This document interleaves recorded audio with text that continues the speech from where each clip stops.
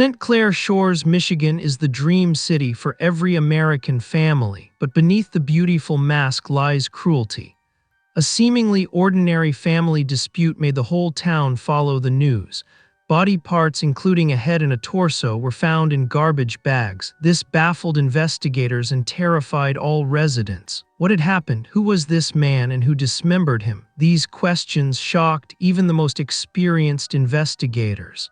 On July 31, 2013, as darkness fell, life on the streets of St. Clair Shores came to a standstill. Unlike in neighboring Detroit, but sometimes trouble did not spare even this quiet town.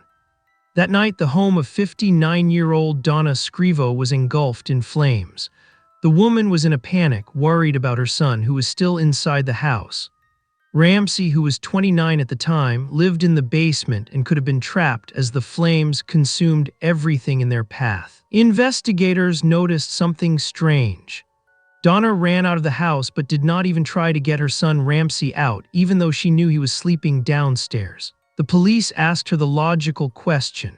Had she deliberately tried to leave her son in the house where he could have perished in the fire? Years earlier, Donna Scrivo had been the perfect mother at first glance. She was always very loving and kissed her children when they came home from school, together with her husband Dan. They were happy parents of two sons, Jason and Ramsey. Donna always supported her boys. She was always there for them. She loved them very much and had high hopes for them. Therefore, she paid strict attention to her son's academic performance. She wanted her sons to succeed in school. Donna sent Jason and Ramsey to a private Catholic school, after which they were expected to go to college. For the woman, it was important how she and her family appeared in the eyes of neighbors and acquaintances. Donna always made an effort to look good. She wanted to appear refined. Donna grew up in Sego Valley, Texas. She was always the best at everything, the best cheerleader in high school, the perfect mother, a model girl, a typical Southern beauty. In the late 80s, Donna and her husband Dan Scrivo moved to his home state of Michigan, and for 20 years, the couple led a seemingly perfect life. She was a nurse, he was a painter. They moved into a beautiful house, and their marriage seemed like a dream that many envied. Donna wished the same perfect life for her sons. After graduation, Jason moved far away from home and took a simple job as a laborer. Ramsey remained the sole target for the fulfillment of Donna's dreams.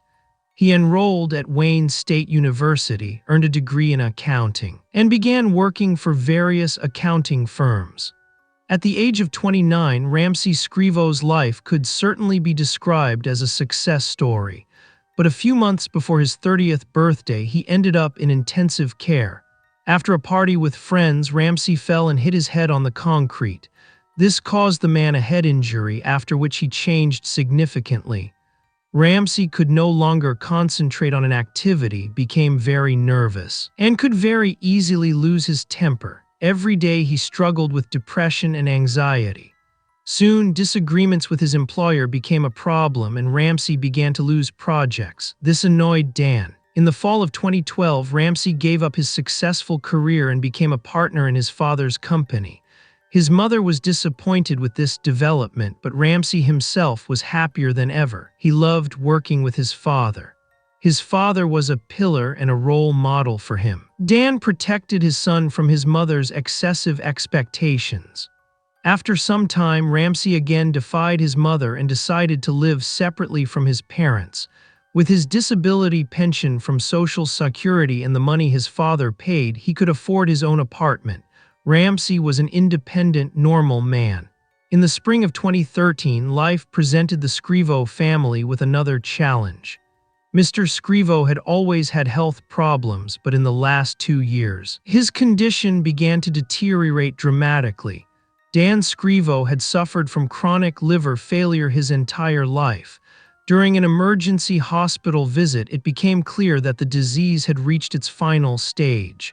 The hospital stated that nothing more could be done for him, and Dan was able to go home the same day. It was devastating. His family had to watch him slowly die. Donna, a nurse, cared for his condition. She had received several vials of morphine at the hospital to at least slightly alleviate her husband's suffering in his final days. Dan's condition deteriorated faster than anyone could have anticipated. He died less than 24 hours after returning from his 12-day hospital stay.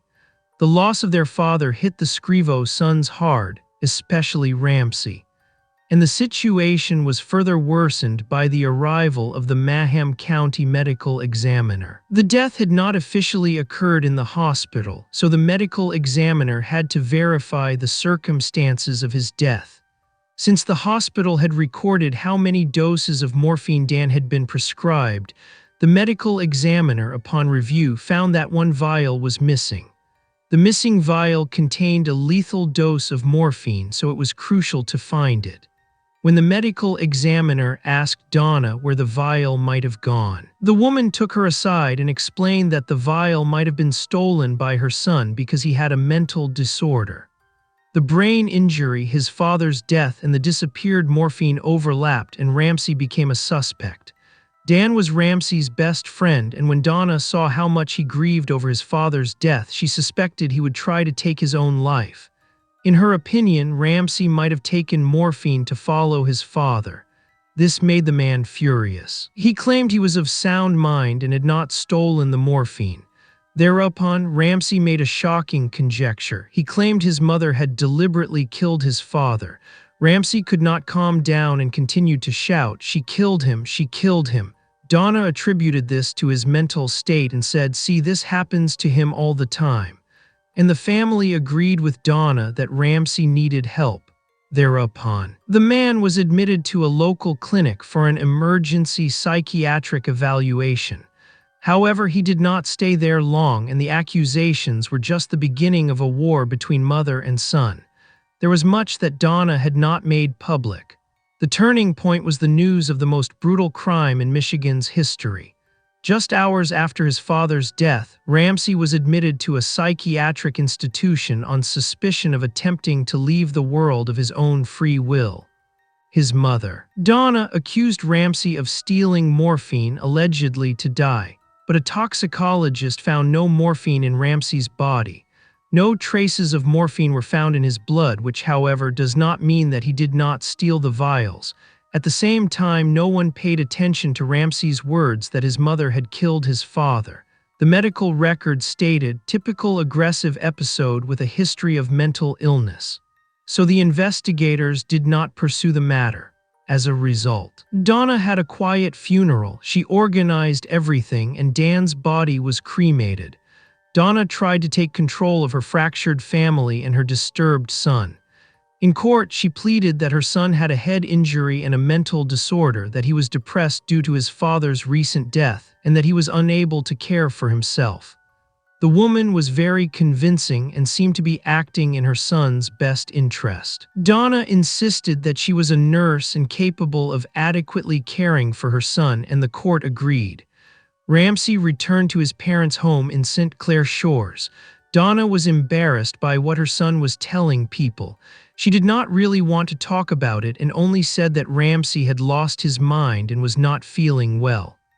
At 32, Ramsey was living under his mother's wing again. He was angry at Donna's behavior and found the idea of living under the care of his mother or anyone else absolutely ridiculous.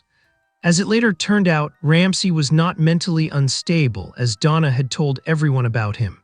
He absolutely did not need around-the-clock care and was quite independent. After burying her husband and regaining control over her son, Donna was ready to move on with her life. But in reality, she had started the journey to a new life long before. September 2012, 8 months before her husband's death, Donna was traveling alone. Shortly before Dan's death, the woman was invited to her 40th high school reunion in Texas. She was very much looking forward to it and naturally wanted to make a good impression. Despite her husband's illness, she diligently prepared. She lost weight, began to pay attention to her appearance, and even got permanent makeup. Whether intentionally or not, she began to communicate with her high school sweetheart. She actively spoke with him and tried to rekindle the spark that reminded her of the best days of her life. After the event, Donna returned to Michigan, but her heart remained in Texas.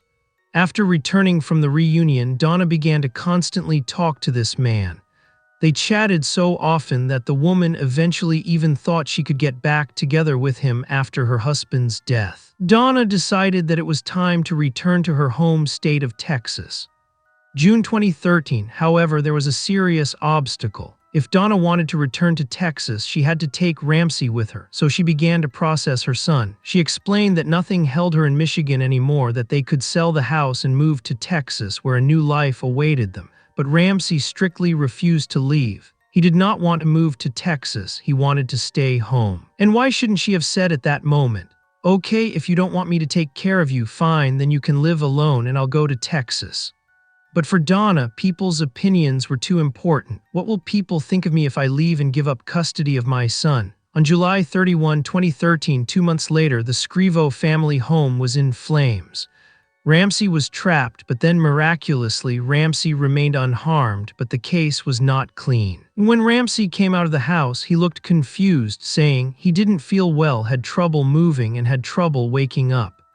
The police asked him what he had taken. He said he had taken sedatives. Paramedics suspected he had taken more than the prescribed dose. But Ramsey said his mother had given him the right pills and he had simply taken them without asking. After the fire was extinguished, firefighters investigated the cause of the fire. The fire had started in the basement, where a pile of rags lay next to the boiler. Donna said it was Ramsey's fault because he constantly smoked there, to which the firefighters replied that they had found no evidence that the fire was caused by a cigarette. The cause of the fire seemed suspicious to the investigators, but they found no evidence of Donna's involvement. Since there was no evidence of arson or injuries, the incident was classified as an accident. Since Ramsey was in Donna's care, the two were to continue living together, but it was impossible to live in the burned-out house, so Ramsey's apartment was the only option, and the conversation about Texas continued. Donna began to persuade her son again. It was clear to her that her Texas romance with her high school sweetheart would end if she did not persuade her son to leave the house. But Ramsey remained stubborn. Donna wanted to get him. They argued constantly. At home, on the street, shouting could be heard everywhere. Ramsey even went to the neighbors to ask for help so they would help him escape from his mother. He went to them every day, sometimes twice a day. According to the neighbors, the man seemed very depressed and told them how hard it was for him to live with his mother.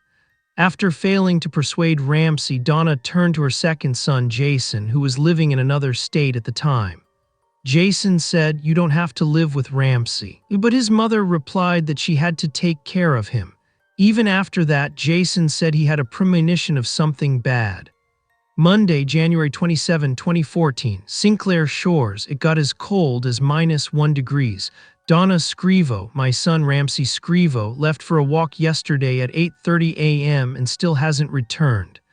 The cold weather was one of many reasons Donna worried that something bad had happened to her son. She told the police that he left the house on Sunday and took his phone with him. She saw Ramsey walking towards the grocery store, which is north of their house, but he did not return home. But neither the store employees nor the regular customers saw Ramsey that day. The case was handed over to Margaret, who had been with the police for 25 years. Donna said she had called Ramsey, but he didn't answer. She described what he left the house wearing: a parka, pajama pants, sneakers, and a t-shirt. It was strange to hear that Ramsey could have left the house like that because it was a cold winter in Sinclair Shores that year. The temperature was -1 degrees during the day and significantly lower at night. If he spent the night outside without warm clothes, he would freeze. Margaret asked about intentions to leave the world, and Donna confirmed them. The police took the case seriously. This disappearance was atypical. Officers tried to locate his phone and determine his location. Then they requested a printout of Ramsey's phone's call log, although they knew they would not receive it for days. In the meantime, Donna spread the news of Ramsey's disappearance. The woman asked the neighbors if they had seen him, but everyone denied it. To reassure her, the neighbors assumed Ramsey had met up with friends. It was the weekend, and he usually went out late. They assured the woman that he would eventually either call or come home. The Scrivo family friend did not pay much attention to Ramsey's disappearance. He knew that the man was tired of his mother and assumed that they had argued and he would spend the night at a friend's house. But at the end of the day, Ramsey had not reappeared. Talking to her colleague that evening, Margaret said that the case would probably end badly. She suspected that Ramsey might be dead. Another cold night passed, then another. 3 days after Ramsey's disappearance, the police received printouts of his phone calls, and what they saw deeply baffled them. The incoming calls were from all members of the Scrivo family except Donna. Although Donna herself said she had called Ramsey often, there were no calls from her. Then Margaret called her and left a message. She asked Donna to call her back as they urgently needed to discuss Ramsey's calls. Normally, the woman would call back immediately, but not this time. On January 30, 2014, there was still no news from Ramsey or Donna. Investigators were confused because normally parents whose children are missing are willing to actively assist the police in the search. On Thursday, then, the eerie happened. A gruesome discovery in Sinclair County, a dismembered body.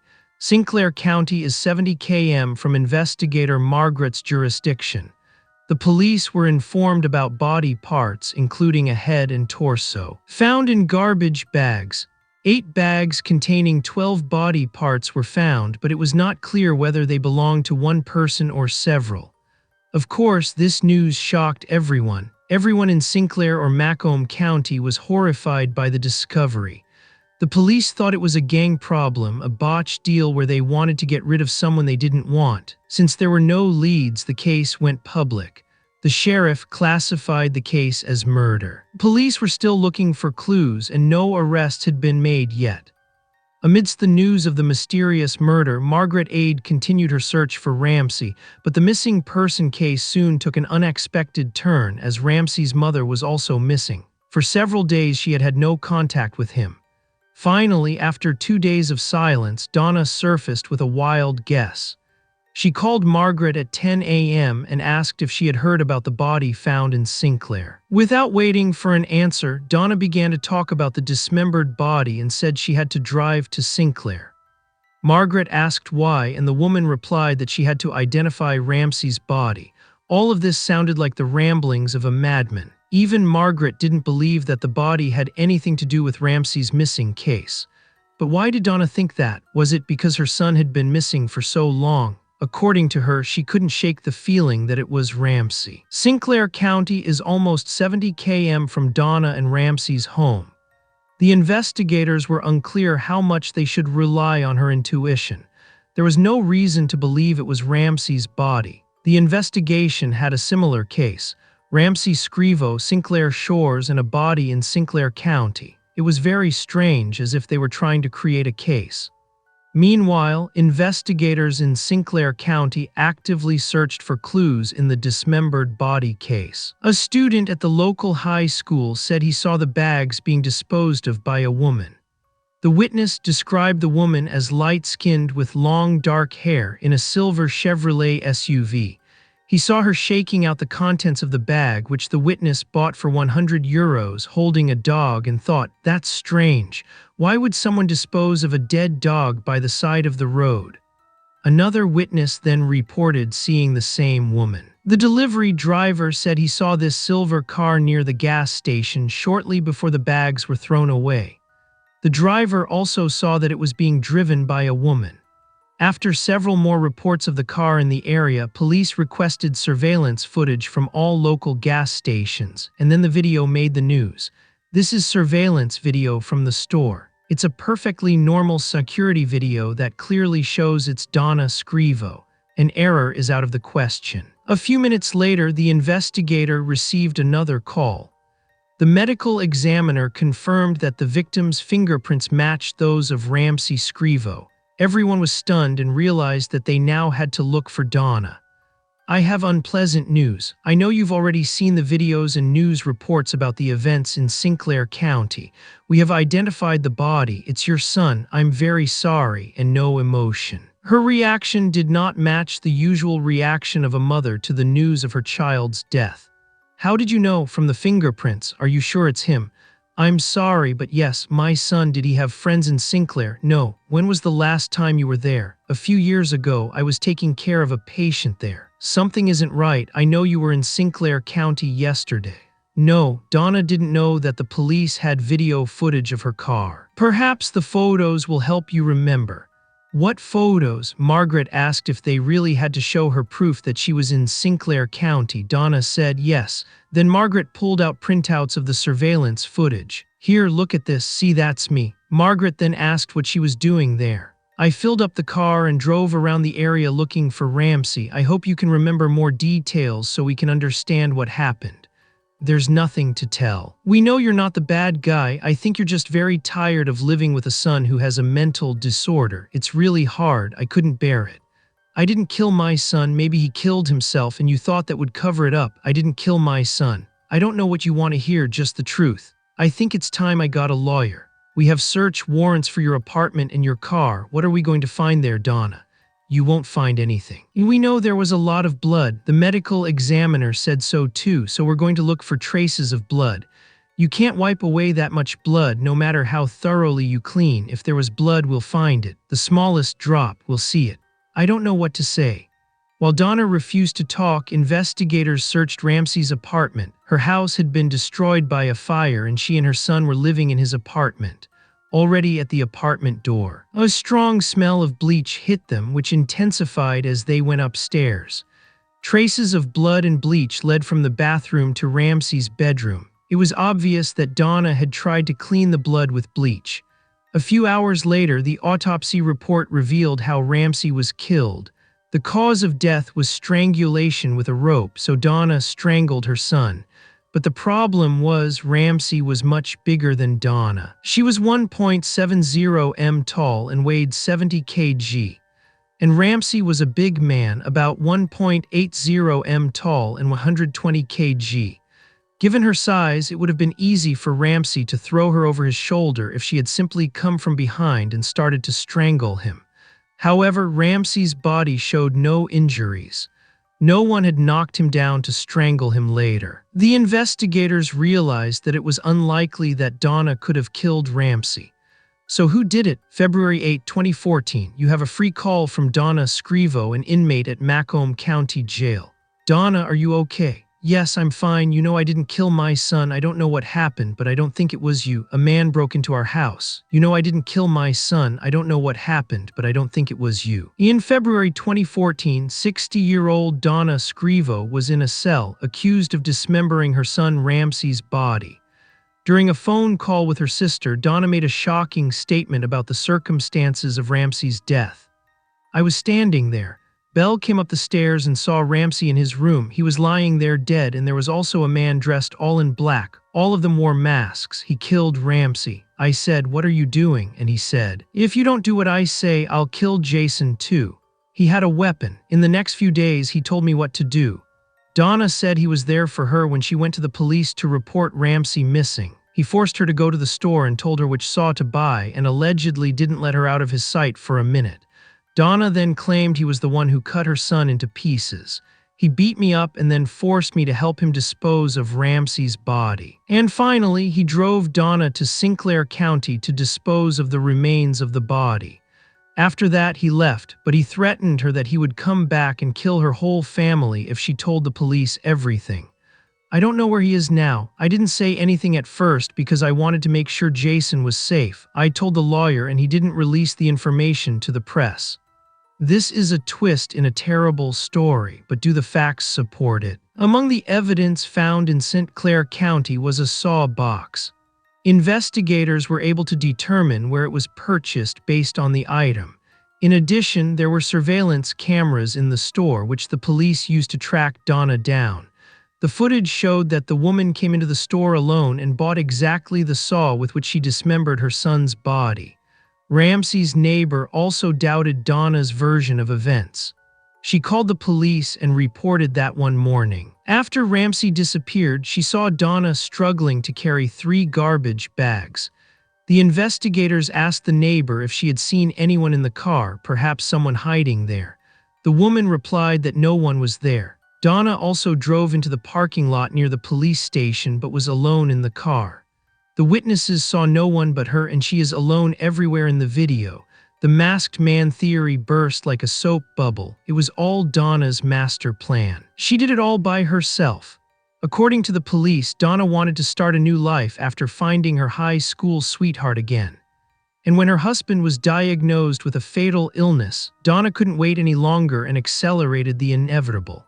Family members were now convinced that she had injected her husband with a lethal dose of morphine to get rid of him, and then blamed the vial on Ramsey before forcing her son to admit the lie of his accusations. And the investigators who had spoken with Donna's husband from Texas recognized the motive.